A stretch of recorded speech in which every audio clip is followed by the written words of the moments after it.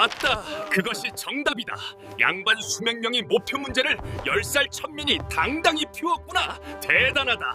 맞다. 그것이 정답이다. 양반 수백 명의 목표 문제를 10살 천민이 당당히 피웠구나. 대단하다. 너를 한양에 데려가겠다. 하지만 조건이 있다. 네가 한 모든 일은 내 이름으로 한다. 알겠느냐? 경상북도 안동 깊은 산골 마을. 가난한 농부의 아들 석진이는 10살 나이에 이미 1000권의 책을 읽었다. 하지만 아무도 몰랐다. 이 소년이 조선 최고의 천재라는 것을. 아니, 한 사람만은 알고 있었다. 마을 훈장 박용수. 이 1000권 놈. 쓸모가 있군. 박용수는 석진이가 몰래 서당 뒤에서 책 읽는 것을 발견했다. 평소 같으면 매를 때렸을 것이다. 하지만 이번엔 달랐다. 저놈의 머리를 이용하면. 박용수의 눈에 욕심이 가득 찼다. 바로 그때 한양에서 급보가 날아왔다. 임금께서 전국에 방을 붙이셨다. 아무도 못 푼 수수께끼를 푸는 자에게 천냥과 벼슬을 내리신다.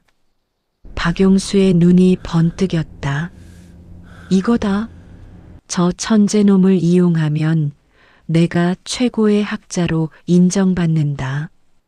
그날 밤 박용수는 석진이를 불렀다. 이봐, 석진아. 예, 훈장님. 너를 한양에 데려가겠다. 너에게 좋은 기회를 주마. 석진이의 눈이 반짝였다. 정말이십니까? 그래. 하지만 조건이 있다. 박용수의 눈빛이 험악해졌다. 네가 한 모든 일은 내 이름으로 한다. 알겠느냐? 니네 아버지가 마름에게 진 빚 30냥. 내가 다 갚아줄 수도 있고 2배로 불릴 수도 있어. 협박이었다. 석진이는 주먹을 꽉 쥐었다. 하지만 이것이 한양에 갈 수 있는 유일한 기회였다. 알겠습니다. 박용수는 비열하게 웃었다. 완벽해. 저놈이 문제를 풀면 내가 공을 차지하고 나중에 입을 막으면 끝이지. 그러나 박용수는 몰랐다. 이 소년이 단순히 똑똑한 것이 아니라 세상을 바꿀 만큼 대담한 아이라는 것을. 그리고 자신의 욕심이 결국 자신을 파멸시킬 것이라는 것을. 사흘 후 한양 성균관. 이게 무슨 문제야? 도대체? 전국에서 모인 수백 명의 학자들이 임금의 방 앞에서 머리를 쥐어뜯었다. 수수께끼는 이러했다. 하늘에는 있으나 땅에는 없고 임금에게는 있으나 백성에게는 없으며 여자에게는 있으나 남자에게는 없고 죽음에는 있으나 삶에는 없다. 이것은 무엇인가? 대제학 민정호가 큰 소리로 외쳤다. 이것은 권력이다. 하늘의 권력, 임금의 권력, 그러나 백성에게는 없지. 아니요. 하늘이라는 답이요. 하늘에 있고 임금은 하늘의 아들이니. 좌의정 서인걸이 반박했다. 3일 밤낮을 토론했으나 답은 나오지 않았다. 박용수는 객사에서 석진이를 숨겨두고 있었다. 석진아, 답이 뭐냐? 석진이는 이미 답을 알고 있었다. 하지만 말하지 않았다. 아직 생각 중입니다. 뭐? 이놈이 감히. 찰싹? 박용수가 석진이의 뺨을 후려쳤다. 네가 지금 나를 우롱하는 거냐? 빨리 답을 말해. 석진이는 고개를 저었다. 훈장님, 소인이 직접 임금님 앞에서 답을 말씀드리면 안 될까요? 뭐라고? 박용수의 얼굴이 일그러졌다. 상놈 주제에 임금을 직접 뵙겠다고? 네가 할 일은 나한테 답을 알려주는 거야.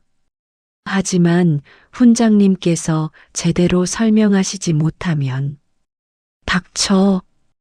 또 뺨을 때렸다. 석진이의 입가에 피가 흘렀다. 알겠냐? 넌 그저 내 도구일 뿐이야. 도구가 주인을 거역하면 어떻게 되는지 알지? 네.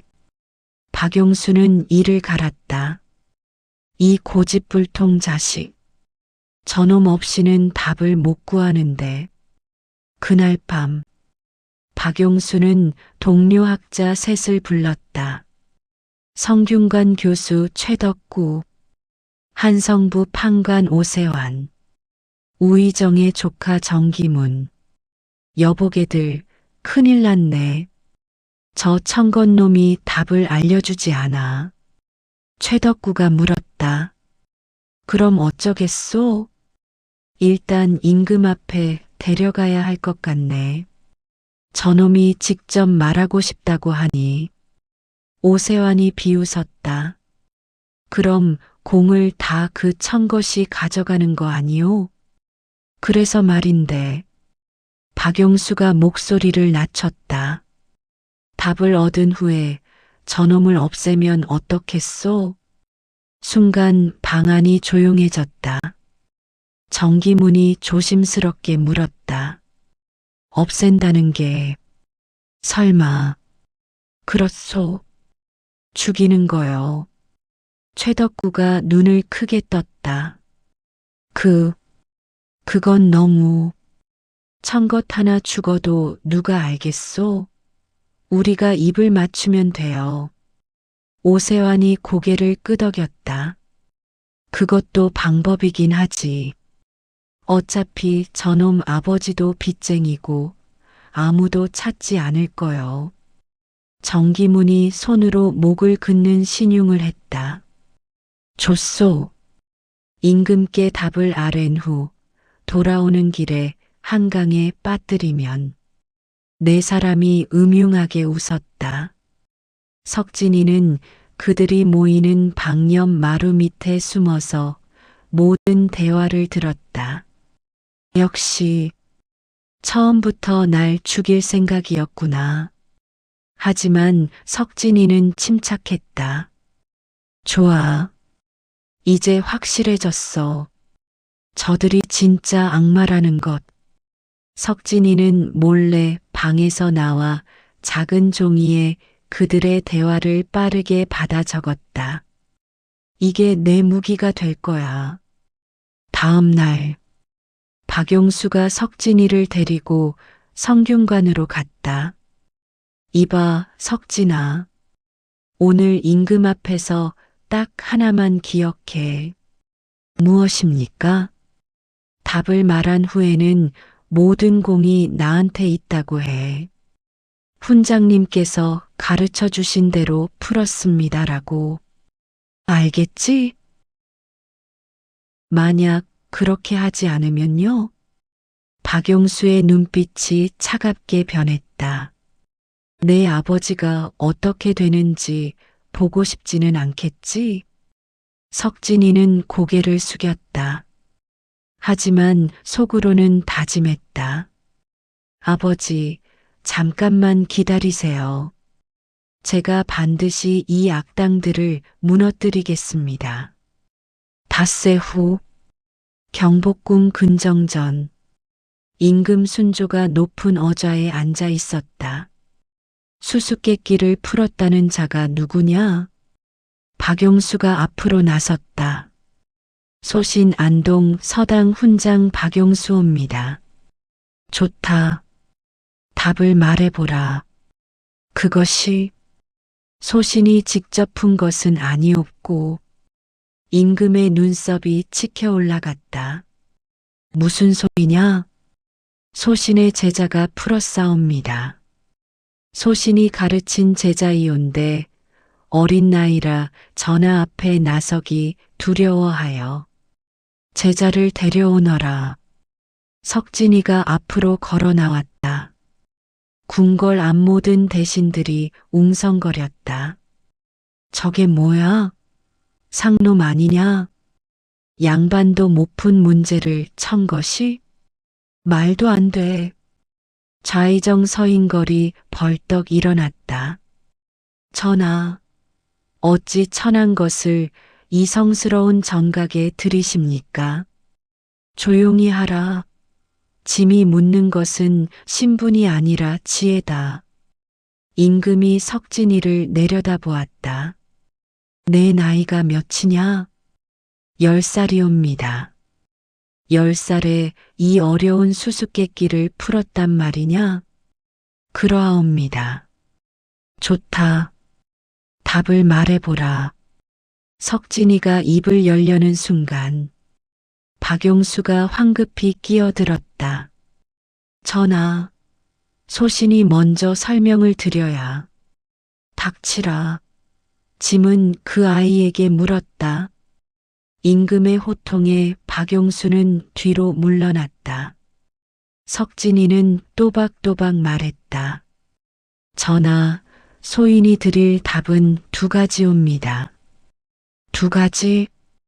첫째는 수수께끼의 정답이 없고, 둘째는 이 수수께끼를 만드신 진짜 이유이옵니다. 대신들이 다시 웅성거렸다. 저 어린 것이 감히 임금의 뜻까지 읽겠다고? 건방진 놈. 하지만 임금의 눈빛이 변했다. 재미있구나. 말해보라. 먼저 정답을 말씀드리옵니다. 답은 한글 잠오음이옵니다. 석진이의 목소리가 정각에 울려 퍼졌다. 하늘에는 히읗이 있으나 땅에는 없사옵니다. 임금에는 미음이 있으나 백성에는 없사옵니다. 여자에는 여가 있으나 남자에는 없사옵니다. 죽음에는 기억이 있으나 삶에는 없사옵니다. 순간 모든 대신들의 입이 떡 벌어졌다. 임금이 어좌에서 일어섰다. 맞다. 그것이 정답이다. 박용수와 그 일당은 얼굴이 새하얗게 질렸다. 이럴 수가. 저렇게 간단한 답을. 우의정이 떨리는 목소리로 물었다. 전하, 그렇다면 이 수수께끼의 진짜 의도는? 임금이 차갑게 대신들을 내려다보았다. 경들은 모두 한자와 유교 경전에만 빠져 있었다. 세종대왕께서 백성을 위해 만드신 훈민정음조차 천하게 여기며 무시했지.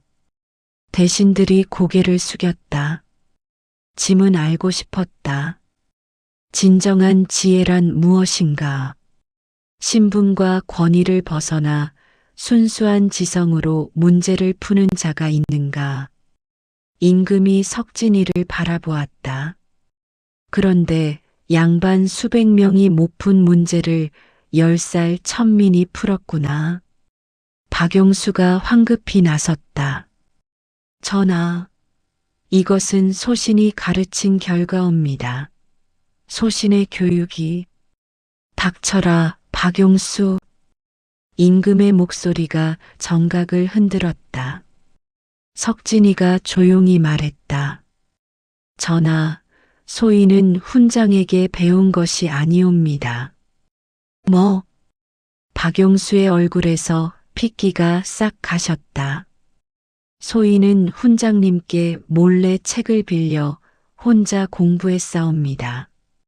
훈장님은 소인에게 한 글자도 가르쳐 주신 적이 없사옵니다. 이놈이 거짓말을. 석진이는 품에서 작은 종이를 꺼냈다. 전하, 그뿐만이 아니옵니다. 소인에게는 아뢰어야 할 것이 더 있사옵니다. 무엇이냐? 훈장과 3명의 양반이 소인을 죽이기로 모의했사옵니다. 박용수, 임금의 호통이 다시 떨어졌다. 내 죄를 아느냐? 소신이 무슨? 첫째, 제자를 학대한 죄. 둘째, 제자의 지혜를 훔쳐 자신의 공으로 삼으려 한 죄. 셋째, 짐을 속이려 한 죄. 박용수는 바닥에 엎드렸다. 용서하여 주옵소서. 그뿐이냐? 임금이 석진이를 보았다. 석진아, 내가 더 알고 있는 것을 말해보라.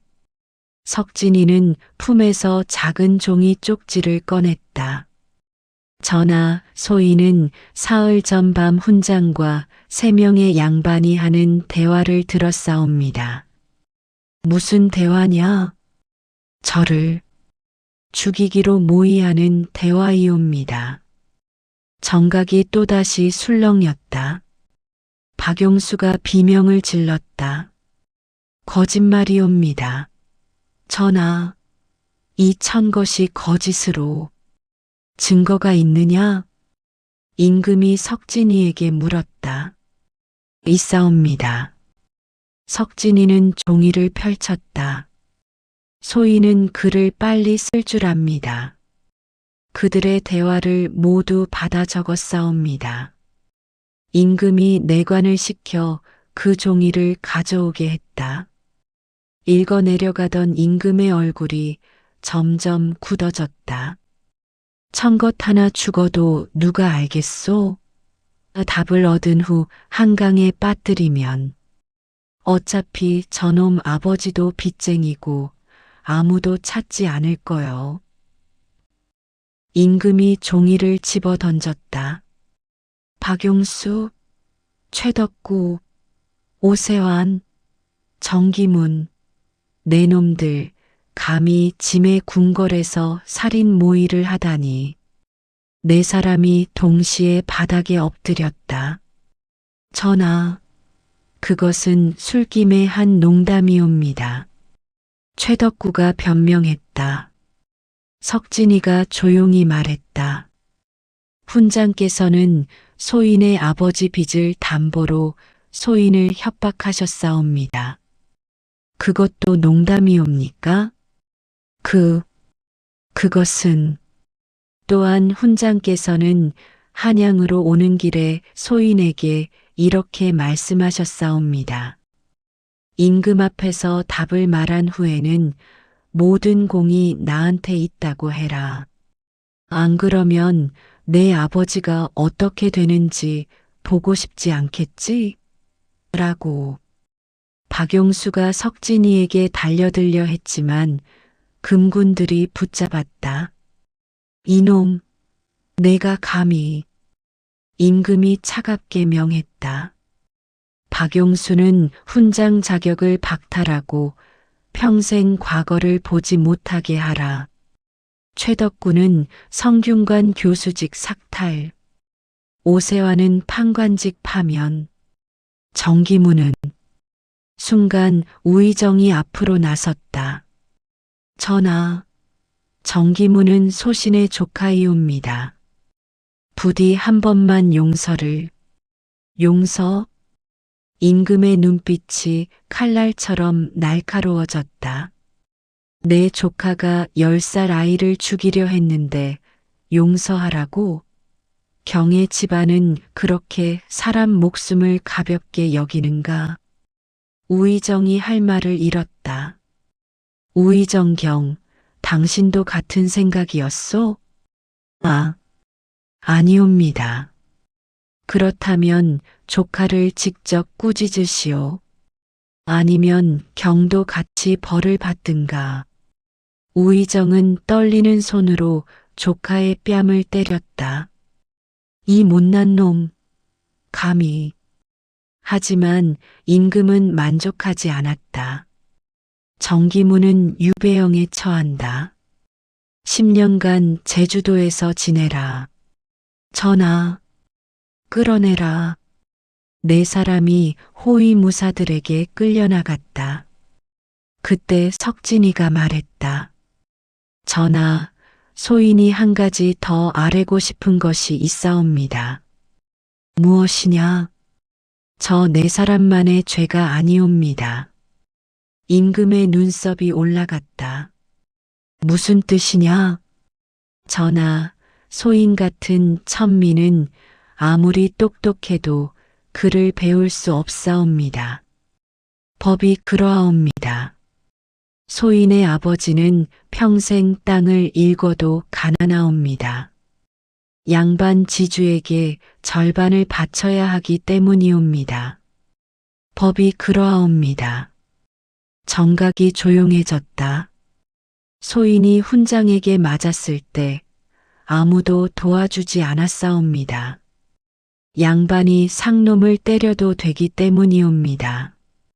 법이 그러하옵니다. 석진이의 목소리는 떨렸지만 단호했다. 전하께서 진정으로 지혜를 원하신다면 신분에 상관없이 모든 백성이 배울 수 있게 해주십시오. 대신들이 웅성거렸다. 저 어린 것이 감히 전하께 법을 바꾸라고? 건방지다. 하지만 임금은 오래 생각에 잠겼다. 석진아. 예, 전하. 내 말이 맞다. 법이 잘못되었다면 짐이 바꿔야지. 대신들이 일제히 소리쳤다. 전하, 그것은 안 되옵니다. 조상 대대로 내려온 법도를. 조용? 임금의 한마디에 모두 입을 다물었다. 짐이 왕이다. 짐이 법을 만들고 짐이 바꾼다. 경들은 짐을 돕는 신하일 뿐이다. 이틀 후 임금이 석진이를 다시 불렀다. 석진아, 짐이 너에게 벼슬을 주고자 한다. 석진이는 고개를 저었다. 소인은 아직 어리옵니다. 벼슬보다는 무엇을 원하느냐? 배우고 싶사옵니다. 더 많이, 더 깊이. 임금이 미소를 지었다. 좋다. 성균관에 특별히 입학을 허락하겠다. 그때 좌의정 서인걸이 벌떡 일어났다. 전하, 그것만은 안 되옵니다. 성균관은 양반 자제만 들어갈 수 있는 법을 바꾸면 되지 않느냐? 하지만 전하, 다른 유생들이 절대 받아들이지 않을 것이옵니다. 임금이 생각에 잠겼다. 석진이가 말했다. 전하, 소인에게 좋은 생각이 있사옵니다. 말해보라. 성균관 유생들과 학문 대결을 하겠사옵니다. 만약 소인이 이긴다면 떳떳하게 입학하고 진다면 물러나겠사옵니다. 대신들이 웃음을 터뜨렸다.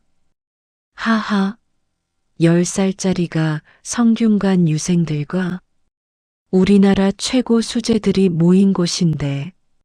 좋소. 서인걸이 비웃으며 말했다. 그렇게 합시다. 하지만 한 가지 조건이 있소. 무엇이옵니까? 만약 지면 다시는 학문에 손대지 않겠다고 맹세해야 하오.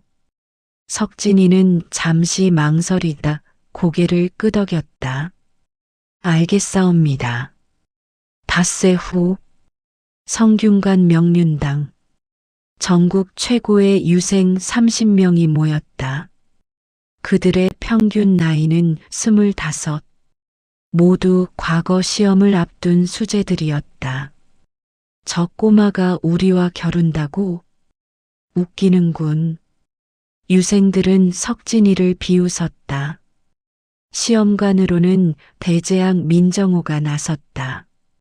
문제는 총 3가지이다. 첫째는 경전암송, 둘째는 시짓기, 셋째는 논리문답이다. 첫 번째 시험, 논어 전편을 암송하는 것. 유생들이 줄줄 외웠다. 석진이도 완벽하게 외웠다. 흥, 이건 기본이지. 두 번째 시험, 즉석에서 시를 짓는 것. 주제는 가을달. 유생들이 붓을 들었다. 추월조한강. 가을달이 창강을 비추니. 석진이는 잠시 생각하다 썼다. 가을달은 높이 떠 있으나 아래 백성들의 집은 어둡네. 달빛은 궁궐만 비추고 초가집엔 촛불도 없구나. 시험관 민정호의 얼굴이 굳었다. 이것은 시가 아니라 비판이군. 비판도 문학 아니옵니까? 유생들이 웅성거렸다.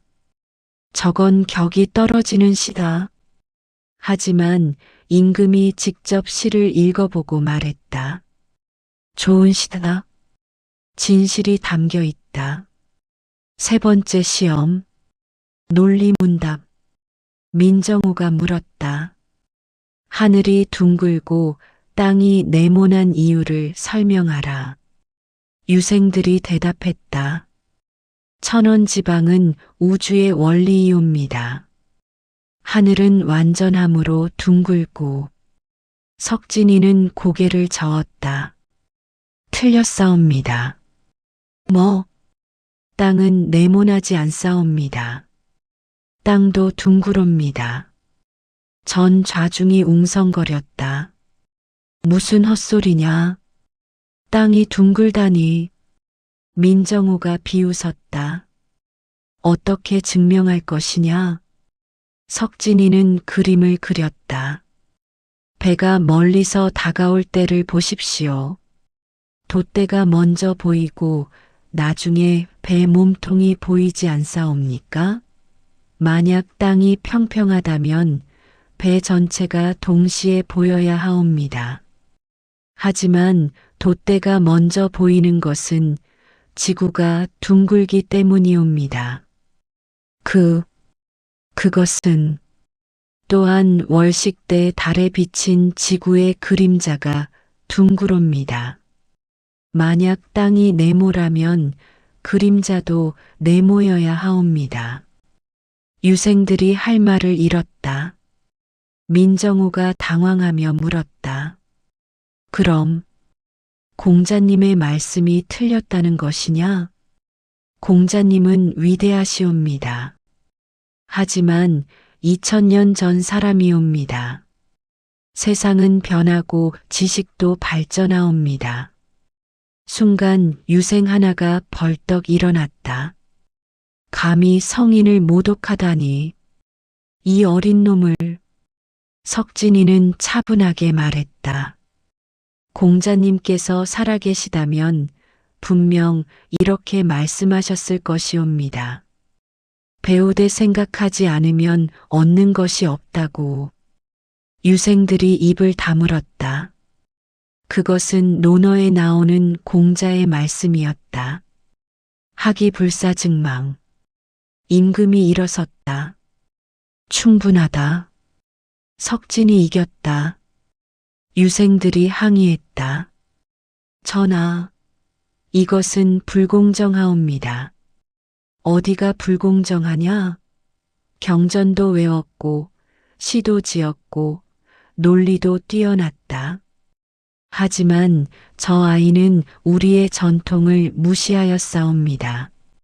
임금의 눈빛이 차갑게 변했다. 전통이 진리를 막는 핑계가 되어서는 안 된다. 석진아, 내일부터 성균관에 다녀라. 그날 밤 석진이가 하숙집으로 돌아가는 길, 어두운 골목에서 누군가 기다리고 있었다. 서인걸의 아들 서태수였다. 이봐, 청것. 서태수와 그의 친구 5명이 석진이를 둘러쌌다. 내가 우리 아버지를 망신 줬지? 비켜주십시오. 비켜? 하하. 서태수가 석진이의 멱살을 잡았다. 내가 아무리 똑똑해도 양반을 이길 순 없어. 이건 주먹으로 해결하는 거야. 주먹이 날아왔다. 석진이는 피하지 못하고 맞았다. 어때? 수수께끼 풀 때처럼 이것도 풀어봐. 다시 주먹이 날아왔다. 그때 거기까지 한 사람이 뛰어들었다. 임금의 친위 무사 김무혁이었다. 전하의 명을 받들어 석진을 호위하라 하셨다. 물러서지 않으면 역적으로 다스리겠다. 서태수 일당이 황급히 도망쳤다. 김무혁이 석진이를 일으켰다. 괜찮은가? 감사합니다. 전하께서 이미 아셨다. 내가 위험할 것이라고. 그날부터 석진이에게는 항상 호위 무사가 따라다녔다. 하지만 진짜 위험은 다른 곳에 있었다. 석 달 후, 석진이는 성균관 최고의 학생이 되었다. 모든 시험에서 1등, 모든 토론에서 승리. 그를 존경하는 유생들도 생겨났다. 석진이 형, 이 문제 좀 가르쳐 주시오. 천민이라도 실력이 있으면 인정해야지. 하지만 여전히 많은 유생들이 그를 미워했다. 특히 좌의정의 아들 서윤성. 저 천거 때문에 우리 양반들이 창피를 당하고 있다. 서윤성은 음모를 꾸몄다. 어느 날 밤 성균관 서고에서 불이 났다. 불이야, 불. 수백 권의 귀중한 책이 타버렸다. 다음 날 아침 서윤성이 외쳤다. 범인은 석진이다. 어젯밤 서고에 있는 걸 봤다. 다른 유생 둘도 거짓 증언했다. 맞소. 우리도 봤소. 석진이는 억울했다. 저는 어젯밤 내내 방에 있었습니다. 증거가 있느냐? 혼자 공부하고 있었기에 증인이 없었다. 대재앙 민정호가 신문했다. 석진, 솔직히 말해라.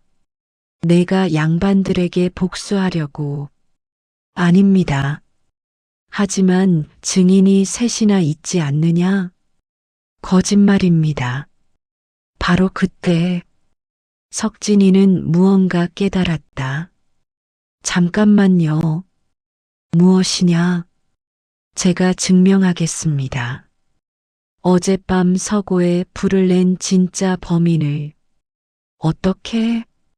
석진이는 차분히 설명했다. 첫째, 불이 난 시각을 확인해야 합니다. 밤 사경밤 10시라고 했지요? 그렇다. 그 시각 달은 어디 있었습니까? 달. 그게 무슨 상관이. 달은 서쪽에 있었습니다. 그런데 서고의 창문은 동쪽을 향하고 있지요. 민정호가 고개를 끄덕였다. 그렇다. 어둠 속에서 서고 안에 사람이 있는지 확인하려면 달빛이 필요합니다. 하지만 창문이 동쪽이고 달은 서쪽에 있었다면 서고 안은 완전히 어두웠겠구나. 그렇습니다. 그러니 어떻게 저를 봤다는 겁니까? 서윤성의 얼굴이 하얗게 질렸다. 그것은 둘째. 석진이는 계속했다. 증인들은 저를 서고 안에서 봤다고 했습니다. 하지만 불이 났을 때 서고 문은 밖에서 잠겨 있었습니다. 맞다. 우리가 부수고 들어갔지. 그렇다면 제가 안에 있었다면 어떻게 빠져나왔겠습니까? 문은 밖에서만 잠글 수 있습니다. 유생들이 웅성거렸다. 셋째, 석진이의 목소리가 높아졌다. 불이 난 곳은 서고 뒤편입니다. 가장 귀한 책들이 보관된 곳이지요. 하지만 저는 그 책들을 읽을 권한이 없습니다. 양반 유생들만 읽을 수 있지요. 그렇다. 즉, 진짜 범인은 양반 유생이라는 겁니다. 그리고 그 책들의 위치를 알 정도로 서고에 자주 드나든 사람. 석진이가 서윤성을 똑바로 바라보았다. 서윤성, 당신은 서고 관리를 맡고 있었지요? 서윤성이 뒤로 물러섰다. 나를 의심하는 거냐? 당신 옷소매를 보십시오. 모두가 서윤성의 옷소매를 보았다. 까만 그을음이 묻어 있었다. 이건 어젯밤 불을 끌 때 묻은 거겠지요. 하지만 저는 현장에 없었습니다. 제 옷에는 그을음이 없습니다. 서윤성이 무릎을 꿇었다. 잘못했습니다. 저는 단지 당신을 몰아내고 싶었을 뿐. 진실이 밝혀졌다. 서윤성과 거짓 증인 둘은 모두 성균관에서 쫓겨났다. 그날 저녁, 임금이 석진이를 불렀다. 석진아, 수고했다. 감사합니다. 하지만 걱정이구나. 내가 너무 많은 적을 만들고 있다. 소희는 괜찮사옵니다. 짐이 내게 줄 것이 있다. 임금은 비단 보자기를 풀었다. 안에는 책 한 권이 있었다. 이것은 세종대왕께서 직접 쓰신 훈민정음 해례본이다. 원본이지. 석진이의 눈이 커졌다. 이런 귀한 것을 내가 가져라. 그리고 이것을 기억해라. 진정한 지혜란 책에만 있는 것이 아니라 백성을 생각하는 마음에서 나온다는 것을 명심하겠사옵니다. 석진아, 너는 장차 이 나라를 바꿀 사람이다. 신분의 벽을 넘어 모든 백성이 배울 수 있는 세상. 그것이 짐의 꿈이고 내가 이뤄줄 꿈이다. 석진이는 깊이 절했다. 전하의 은혜, 평생 잊지 않겠사옵니다. 10년 후, 20살이 된 석진은 과거 시험 장원급제, 전국 최초로 천민 출신 대제학이 되었다. 그는 전국에 서당을 세워 가난한 아이들에게 무료로 글을 가르쳤다. 신분이 아니라 재능으로 사람을 평가하라. 그의 가르침은 조선을 바꿨다. 그리고 훗날 사람들은 그를 이렇게 불렀다. 조선의 지혜, 백성의 스승, 한 소년의 용기가 세상을 바꾼 것이다. 구독과 좋아요 부탁드려요. 감사합니다.